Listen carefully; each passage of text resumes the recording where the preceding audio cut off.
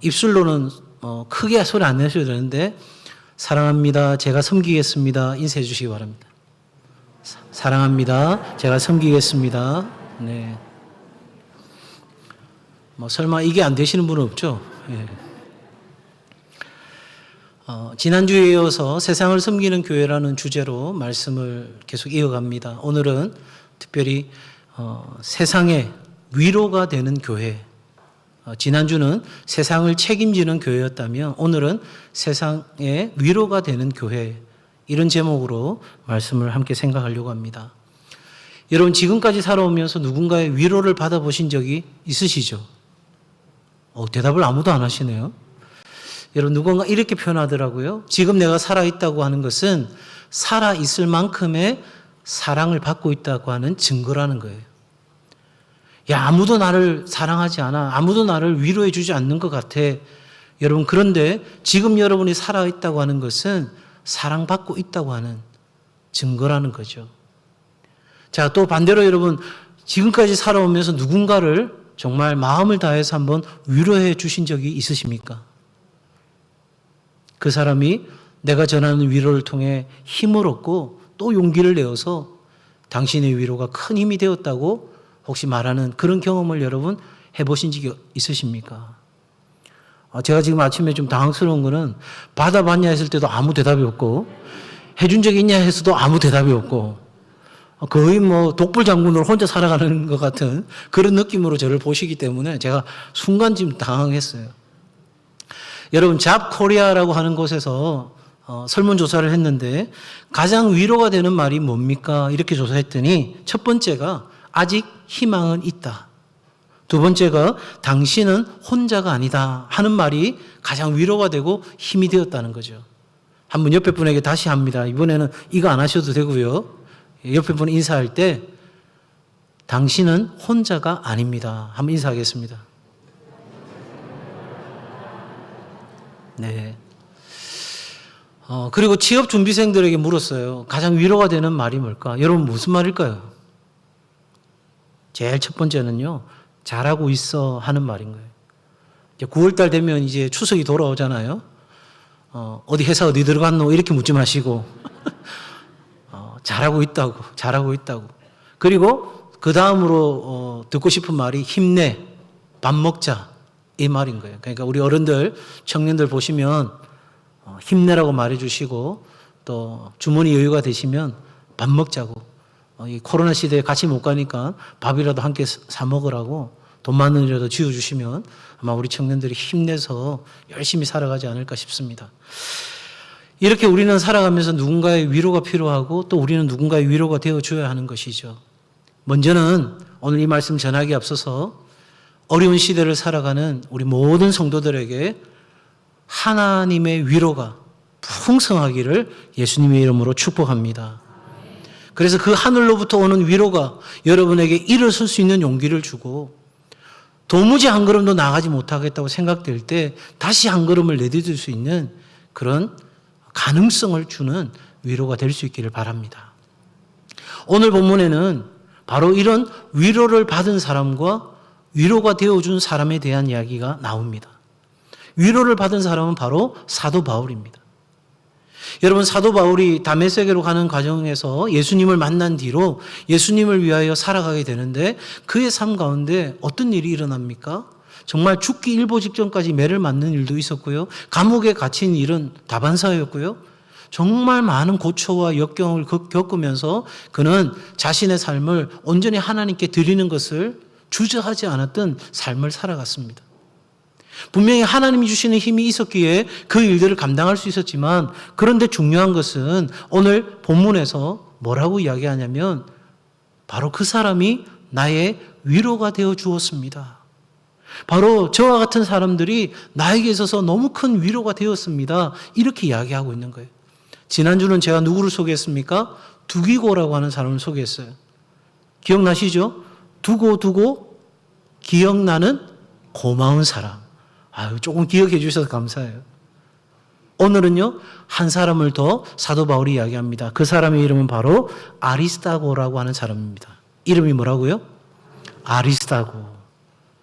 제가 그냥 넘어가겠습니까? 이 아리스다고도 별명이 있어요. 아리고 쓰린 곳에 다 고했던 사람. 일부 예배 드릴 때는요, 이렇게 웃지도 않더라고요.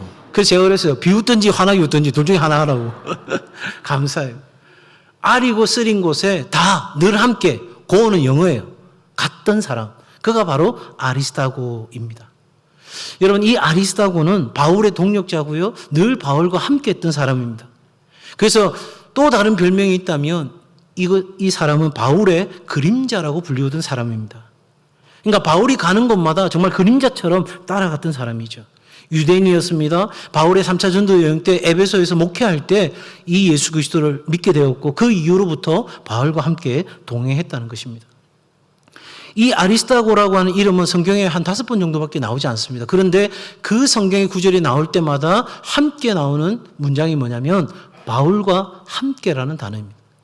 그러니까 이 아리스다고는 예수를 믿게 되고 바울로부터 이 하나님의 말씀에 대한 것을 듣는 그 순간부터 그냥 바울과 함께 딱 달라붙어서 바울 곁을 한 번도 떠나지 않았던 사람이 아리스다고라는 거예요. 여러분, 바울과 함께 고통받고 모략 중상받고 헐벗고 춥고 배고프고 그러한 지경 가운데 있어서도 바울 곁을 떠나지 않았던 사람이 아리스다고. 정말 요지부동의 믿음의 사람, 충성된 사람이 바로 이 아리스다고입니다.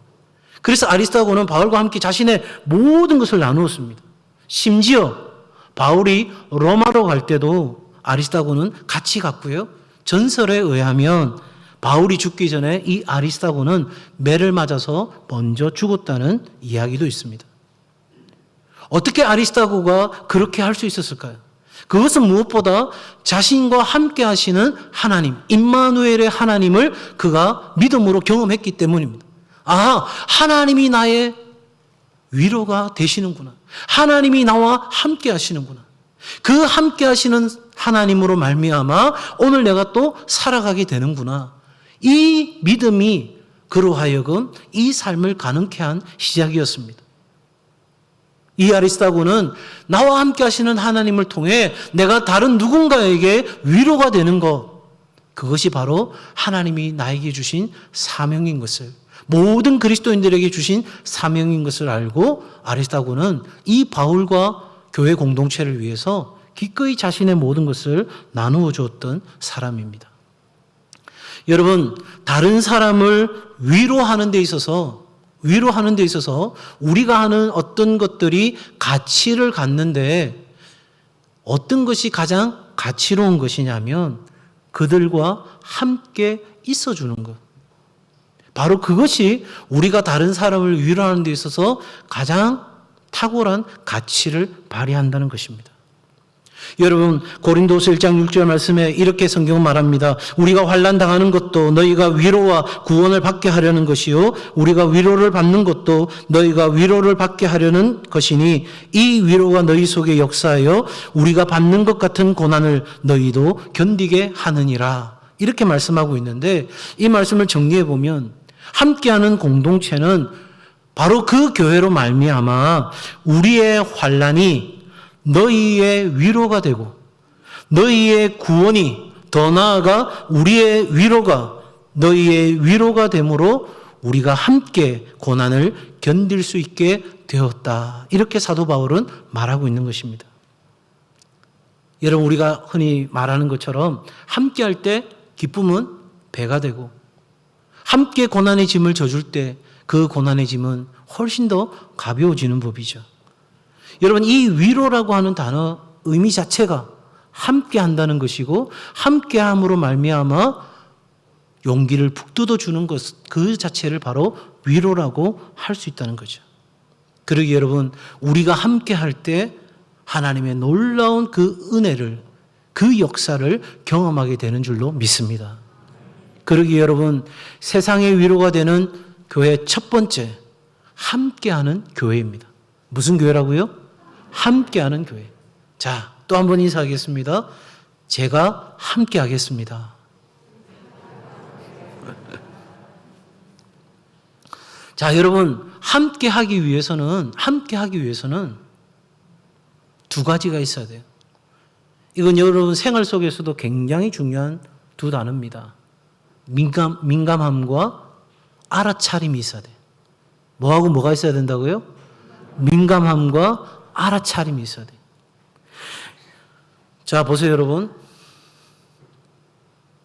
밥 먹으세요. 이거 하고 밥 먹으세요. 일부 예배보다 훌륭합니다. 예, 일부 때는 웃음 포인트를 잃었는지 거의 뭐 이렇게 무표정이더라고요.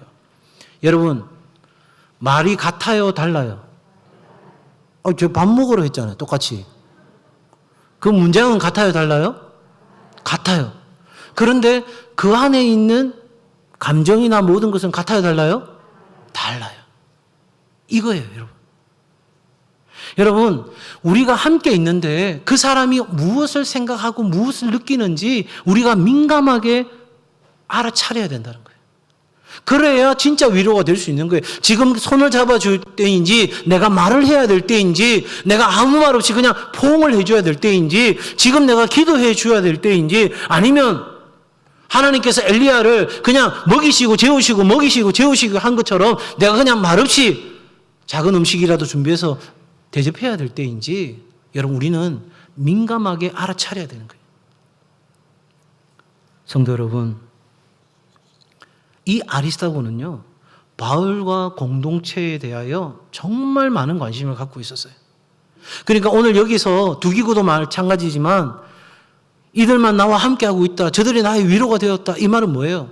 바울의 마음을 누구보다도 민감하게 알아차렸다는 거예요. 여러분, 우리 교회가 이 세상의 아픔과 절망에 대해서 민감하게 알아차리는 그런 교회가 될 수 있기를 바랍니다. 여러분, 특별히 제가 팁을 하나 더 드리면, 우리 한국의 남자 50이 넘어가면요, 그냥 알아주기를 바란대요. 알아주기를. 그래가지고 주로 부부싸움 나는데 그 이유 중에 하나가 뭐냐면, 내하고 살아온 지가 몇 년인데 아직도 모르나? 그럼 여자분들이 이야기하는 거죠. 말을 해야 알지. 말해야 아나. 여러분, 말해야 합니다. 우리 남자분들이요, 말해야 합니다. 그런데 조금 더 관심 갖고 조금 더 민감하게 그 마음과 생각을 차려준다면 그 자체가 모든 가족 구성원들에게, 또 우리 공동체 모든 믿음의 성도들에게 큰 위로가 될 줄로 믿습니다. 여러분, 함께 있어주는 것, 이것부터가 우리가 위로가 되는 삶의 시작인 것을 꼭 기억하시길 바라고요. 두 번째는요, 공감하는 교회입니다. 무슨 교회? 공감하는 교회. 여러분, 아리스다고는 바울과 또 다른 이들을 공감한 사람이었습니다.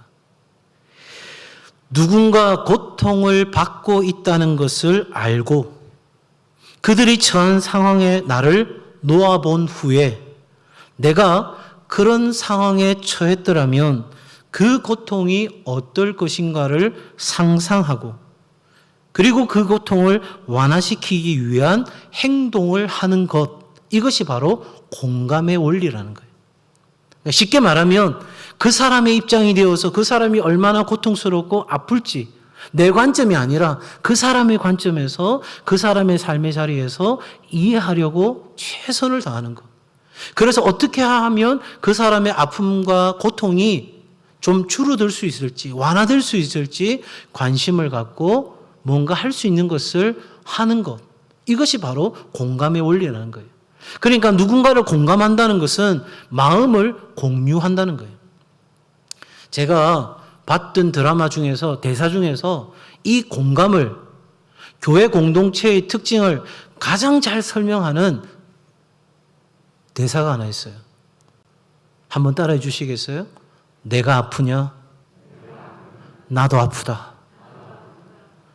웃는 분은 그 드라마 기억나시죠? 너무 오래돼가지고. 그 대사 듣는 순간 이거는 교회 공동체의 캐치플레이가 돼야 된다. 네가 아프냐? 나는 괜찮다. 이거 몸이 아닌 거죠, 그죠? 몸이 아닌 거예요. 아기가 아픈데 왜 부모가 난리가 나죠? 예? 저도요, 제 애들 키우다가 애가 아픈데 어찌 할 바를 모르겠는 거예요. 병원 가면 열 내린다고 아무것도 안 하고 계속 옷 벗겨놓고 열만 내리라고 하니까 병원 갈 필요도 없는 거예요, 그 상황에서는. 집에서 열 막 내리다가 너무 열받아가지고 제가 밤 11시 반에 그 모교의 소아과 의사 누나가 있거든요. 전화를 해가지고 열 내리는 거 말고 다른 것 좀 해봐라. 좀 다른 것 좀. 애가 안 자니까 막 이불 위에 올려놨다가 뭐 들고 나갔다가 아유 여러분 왜 그래요? 내 피부치니까 내 새끼니까 이게 가족이잖아요. 그죠? 여러분 공감한다는 것은 바로 그렇게 삶을 나눈다는 의미가 있죠. 이 아리스타고는요, 바울의 마음을 공유한 것뿐만 아니라 바울의 생각, 비전, 그 사역을 공유한 것뿐만 아니라 여러분 오늘 본문에 보니까 이 아리스타고는 함께 갇혔다는 거예요. 그가 내 마음을 알아줬다고 바울이 말하는 게 아니라 그는 심지어 나와 함께 그 일을 위하여 감옥에 갇혔다는 거예요. 그러니까 아리스타고는요, 그냥 단순하게 마음을 공유하는 정도가 아니라 기꺼이 바울과 함께 비전을 공유하고 그 비전을 위해서 자신의 몸으로 바울의 십자가를 그냥 공유한 것입니다. 공감한 거예요. 온몸으로 말입니다. 교회는 세상을 향해서 하나님의 마음으로 다가갈 수 있어야 합니다. 자비와 사랑으로 충만한 위로자, 비난과 정죄보다 마음으로 보듬어주고 가슴 아픈 냉정한 충고보다는 따뜻한 사랑과 인정으로 사람을 세워주는 바로 그렇게 위로하고 사람들을 보듬는 그런 공동체가 바로 우리가 있는 교회가 되어야 하는 것입니다. 김환영 씨의 동시 중에 울곳이라는 시가 있습니다. 굉장히 짧은 시입니다. 한번 집중해서 들어보십시오. 할머니 어디 가요? 예배당 간다. 근데 왜 울면서 가요? 울려고 간다. 왜 예배당 가서 울어요? 울 데가 없다. 여러분, 세상에 울 곳이 있을까요? 세상에 얼마나 많은 사람들이 통곡하며 울 수 있는 곳을 찾고 있는지 아십니까? 내 있는 모습 그대로를 인정하고 그냥 받아들이고 그냥 편견 없이 그 모든 아픔과 눈물을 보듬어 안을 수 있는 곳, 주님의 몸, 교회인 줄로 믿습니다. 세상 사람들이 보기에 이 교회가 아무리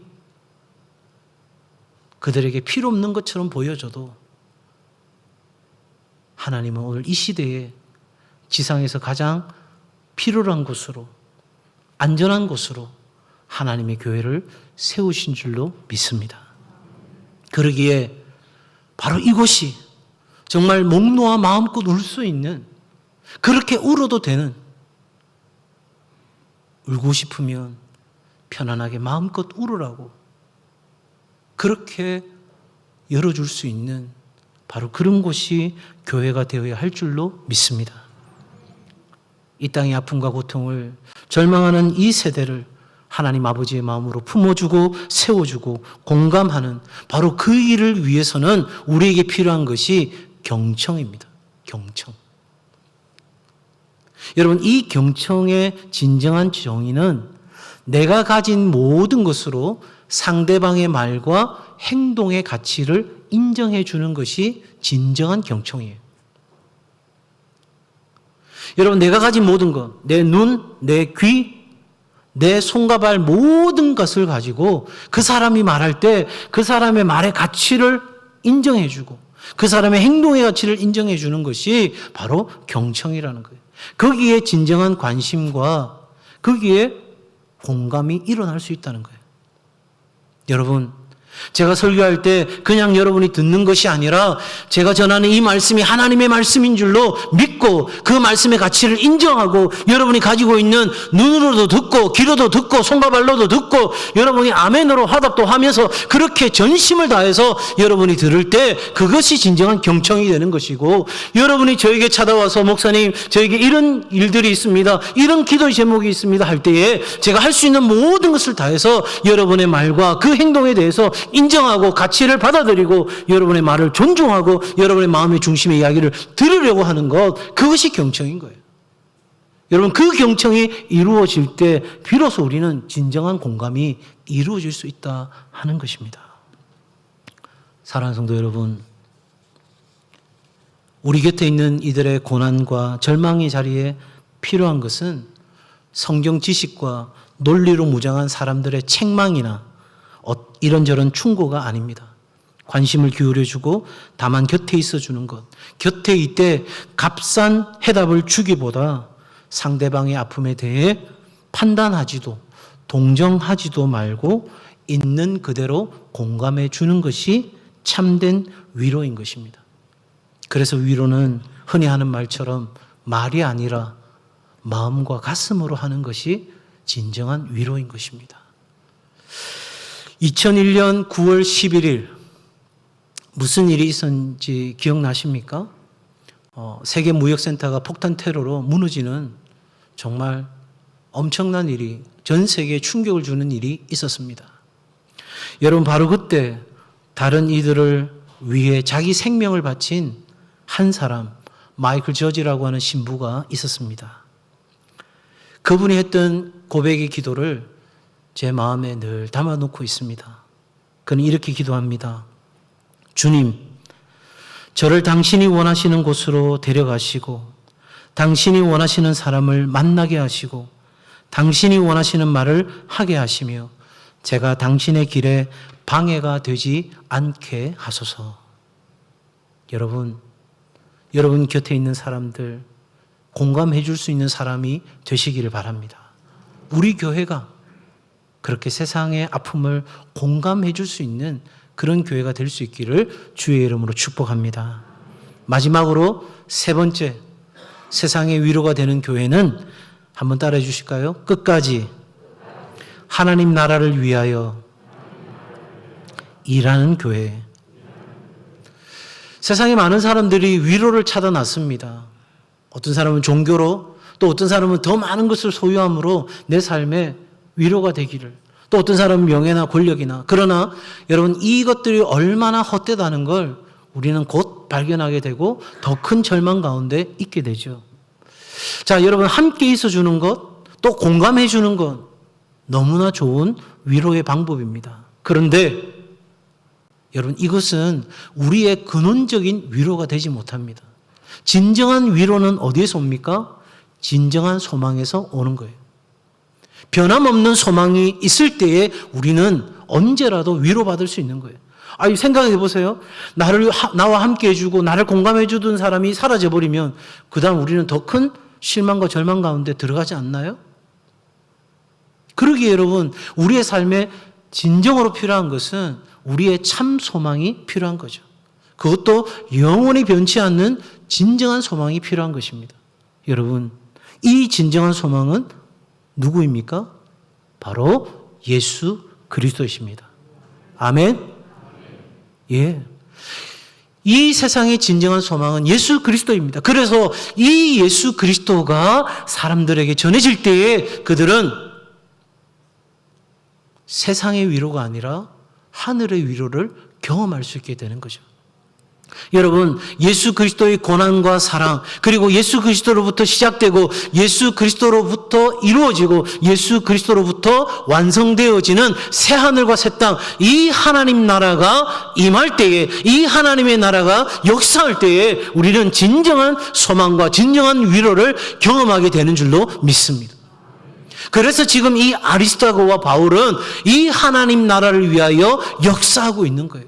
이것만이 이 세상을 치유할 수 있고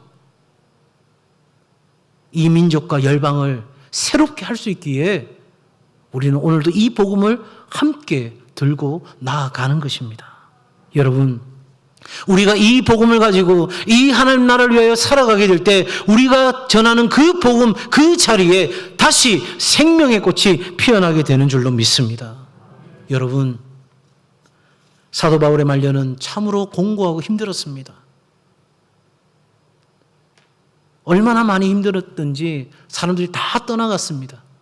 그런데 이 아리스타고와 몇몇의 사람들이 끝까지 이 하나님 나라 복음을 위하여 그 수고를 아끼지 않았다는 사실이죠.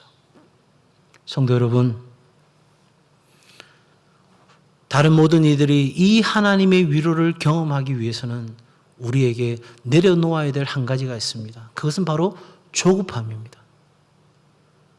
사도 바울도 아리스다고도 그리고 많은 믿음의 선진들이 조급하게 일을 하려고 했다면, 인내하지 못했다면 오늘 우리에게까지 이 복음은 전해지지 않았을 것입니다. 성도 여러분, 하나님에게는 완벽한 타이밍이 있습니다. 하나님이 움직이시는 정확한 하나님의 시간이 있습니다. 1분 1초도 늦지 않으시고 정확하게 하나님은 하나님의 시간표대로 움직이시는 분이십니다. 그러기에 여러분, 우리의 조급함을 내려놓고 하나님 나라 그 복음을 위하여 끝까지 그 일에 함께하는 주의 백성들 다 되시기를 바랍니다. 여러분, 저는 아리스다고를 생각해 보면 바울이 얼마나 위로가 되었을까 그런 생각이 들어요. 바울이 나누어진 복음을 들었습니다. 바울에게 배웠습니다. 그래서 바울의 그 비전이 하나님의 비전인 줄 알고 이 바울과 함께 했습니다. 비가 오나 눈이 오나 바람이 부나 어떤 고통과 시련 가운데서도 이 아리스다고는 그 삶을 이어갔습니다. 여러분, 바울에게 얼마나 위로가 되었을까요?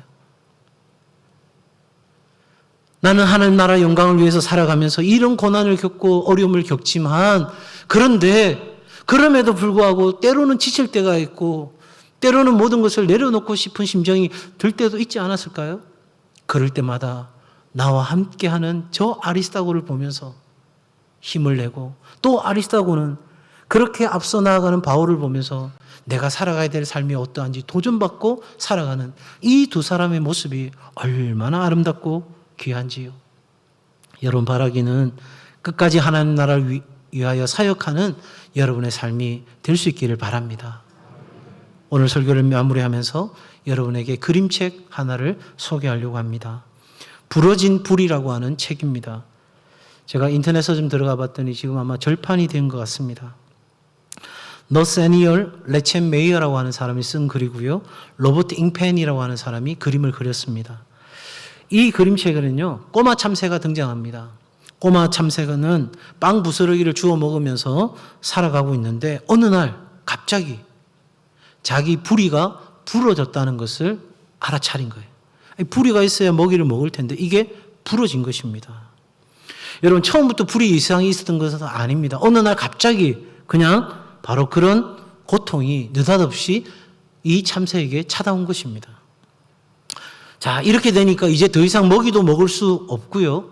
다른 것도 할 수 없는 거예요. 심지어 친구들조차도 놀리기도 하고, 또 부리가 부러지니까 이상하게 생겼잖아요. 그러니까 다 두려워하고 도망가고, 사람들이 볼 때 이 꼬마 참새는 그냥 혼자 우두커니 있을 수밖에 없는 그런 존재가 되어버린 거예요. 그런데 어느 날 느닷없이 한 손이 쑥 이 꼬마 참새에게 들어옵니다. 그리고 따뜻한 빵 부스러기를 이 참새에게 입에다가 먹여줍니다. 그래서 봤더니 형편없이 야이고 너무 더러워 보이는 노숙자였습니다. 이 노숙자가 참새를 보고 이야기합니다. 우리 둘 다 똑같은 신세구나. 여러분, 이 노숙자 역시 가진 것이 없었고 보이는 부리는 없었지만 마음에 있는 부리가 부러진 상태인 거죠. 그러니 이 참새와 노숙자는 금세 친해질 수 있었습니다. 이 둘은 외롭고 슬픈 존재였는데 이제 서로에게 좋은 친구가 됩니다. 그리고 참새가 이 노숙자 머리 위에 둥지를 들고 앉으면서 부리가 반듯한 상태로 살아가는 그 세상을 꿈꾸면서 잠이 듭니다. 이런 동화의 이야기입니다. 여러분, 우리 역시 부리가 부러진 존재였습니다. 이런저런 마음의 부리가 부러져서 괴로워하고 슬퍼하고 낙심했습니다. 그럴 때 여러분, 우리에게 찾아온 따뜻한 손길이 있습니다. 우리에게 찾아온 그 놀라운 손길이 있습니다.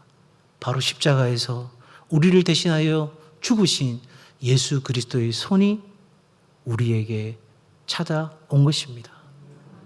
그렇다면 여러분 말입니다. 이제 우리가 부리가 부러진 세상의 많은 사람들에게 어느덧 다가가는 그 따스러운 손길이 되어줘야 할 줄로 믿습니다.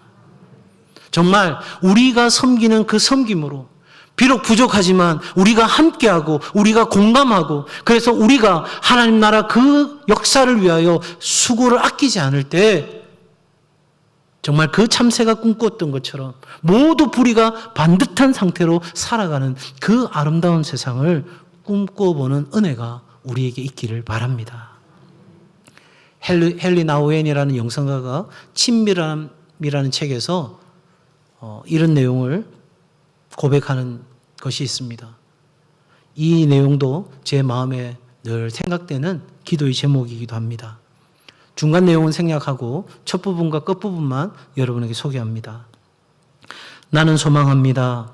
내가 누구를 대하든 그 사람에게 꼭 필요한 존재가 되기를. 나는 소망합니다. 모든 사람이 언제나 소망을 품고 살기를.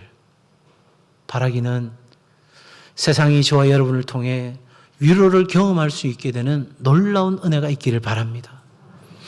이웃들의 아픔에 함께하는 교회, 그래서 그들의 아픔을 공감하고 안아주고 그래서 우리의 존재하는 것만으로도 그들에게 위로가 될 수 있는 교회, 더 나아가서 끝까지 하나님 나라 이 복음을 위하여 우리가 쉼없이 사역함으로 그들이 하나님을 바라보게 되고 하늘의 위로를 경험하게 되는 그 놀라운 역사가 이 땅 가운데 일어나기를 주의 이름으로 축복합니다.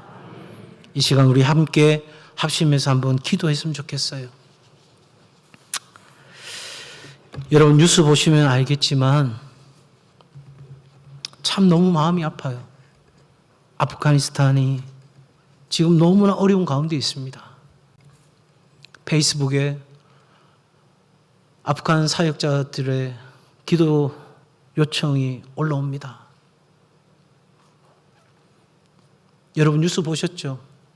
나는 여기서 죽어도 좋으니까 이 아이만 제발 좀 살려달라고 철장 넘어 그 아이를 던지는 여러분 부모의 심정을, 날아가는 비행기 날개라도 붙어서 살아보겠다고 그 이후의 삶이 뻔하기에 그렇게 처절한 몸부림치고 있는 그 땅을 우리가 기억조차 안 한다면, 우리가 그 땅을 위해서 기도조차 하지 않는다면 하나님은 오늘 이 시대에 너는 나를 위해 무엇을 했느냐 물으실 거예요.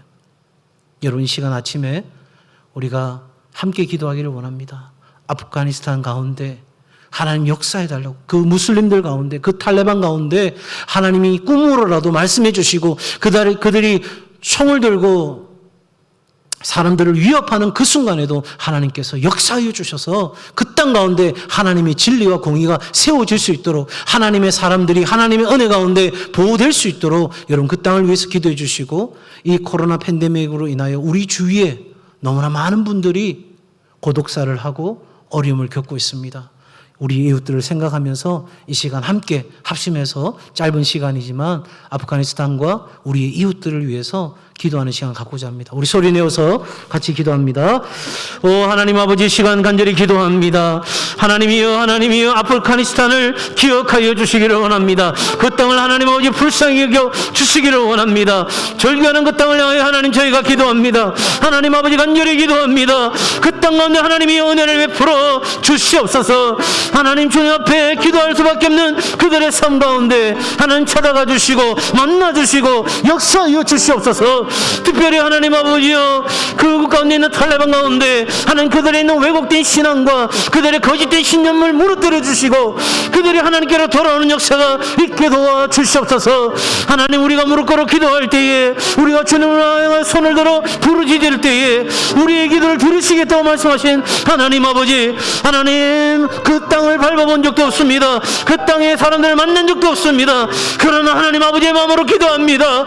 사랑하는 가족들을 위하여 눈물로 통곡으로 주님 앞에 부르짖고 있는 저들을 불쌍히 여겨 주시옵소서. 하나님의 영상이 더 이상 하나님 짓밟히는 일이 없도록 하나님 그 땅 가운데 성령 하나님이여 역사하여 주시옵소서. 특별히 하나님 아버지 오늘 우리 이웃들을 위해서도 기도합니다. 이 이 코로나 팬데믹으로 인하여 비대면 상황 가운데서 서로 만나지 못하고 서로 대화를 나누지 못하는 어려운 상황 가운데서 하나님, 많은 이들이 하나님 어려움을 겪고 하나님 쓸쓸하게 삶을 마감하는 일들이 우리 사회 가운데 있습니다. 하나님, 저들이 내 형제와 내 자매이며 저들이 하나님이 내게 맡겨주신 하나님의 사람들임을 고백합니다. 하나님, 우리에게 조금은 더 용기를 내게 하시고 조금은 더 힘을 내게 도와주시고 조금은 더 관심을 갖게 도와주셔서 하나님, 우리가 세상을 위로할 수 있도록 하나님, 그렇게 우리를 사용하여 주시옵소서. 하나님, 우리의 간절한 기도에 주님 응답하여 주시옵소서.